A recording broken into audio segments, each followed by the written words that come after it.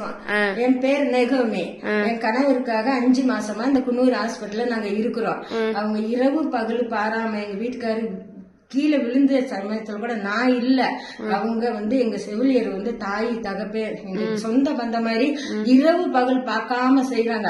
12 மணி night 1 மணிக்கு நாங்க phone பண்ணாலும் ஓடி வந்து உதவுறாங்க. யாராருக்கோ சம்பளத்தை கூட்டி கொடுக்குறீங்கல்ல, எங்க செவிலியருக்கு கூட்டி கொடுங்க. அவங்கதான் எங்களுக்கு சொந்த பந்தம், அவங்களுக்கு கொடுங்க. 1 ரூபாய் சேர்த்தனா அவங்களுக்கு கொடுங்க, அது பிரயோஜனமா இருக்கும். ஒண்ணுமே இல்லாம சும்மா தூங்கி விழுவுறவங்களுக்கு சம்பளத்தை வாரி வாரி கொடுக்குறீங்க. செவிலியருக்கு கொடுங்க. ஒரு டாக்டர் நர்ஸ் எங்க உயிரை காப்பாத்துறாங்க. அவங்க கடவுளுக்கு 2வது அவங்க இருக்கிறாங்க, அந்த இடத்துல அவங்க இருக்காங்க. அவங்களுக்கு கொடுங்க. அவங்க நல்லா இருந்தா குடும்பமே எல்லாரும் நல்லா இருக்க முடியும். ஒரு செவிலியர் நல்லா இருந்தா 10 குடும்பம் நல்லா இருக்க முடியும். இந்த பக்கத்துல கூட ஒரு லட்சுமி அம்மானு விழுந்துட்டாங்க. 8 மணி நைட்டு அவங்க ஓடி வந்தாங்க. எங்க நர்ஸ் அவங்க ஒன்னும் பார்க்காம தூக்குறாங்க. அவங்க தென்னேறி தூக்கி போட்டு அந்த நிமிஷமே ஊட்டிக்கு அனுப்பிச்சுட்டு அவங்க உயிரை கூட பார்க்காம அவங்க செய்யறாங்கன்னா, இப்ப செவிலியர் எப்பேற்பட்ட இடத்துல அவங்களுக்கு வைக்கணும். அவங்கள நம்ம மதிக்கணும்.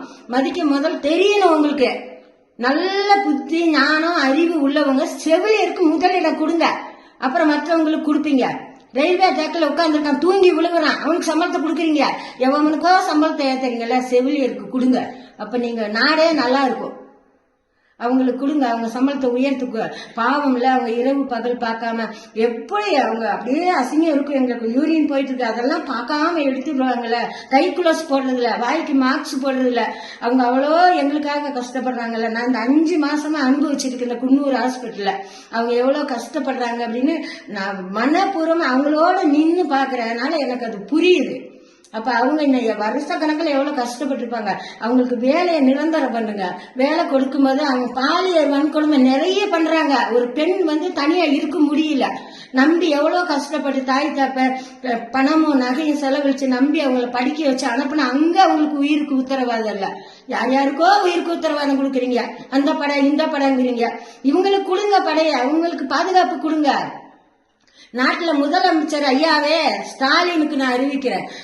நீங்க ஐயா தயவு செஞ்சு இந்த செவிலியர் எல்லா இடத்துலயும், எல்லா ஹாஸ்பிட்டலையும், ஒரு ஹாஸ்பிட்டல் இல்ல, எல்லா இடத்துலயும் செவிலியர் படிக்கிற பிள்ளைங்களுக்கு முதல்ல பாதுகாப்பு கொடுங்க.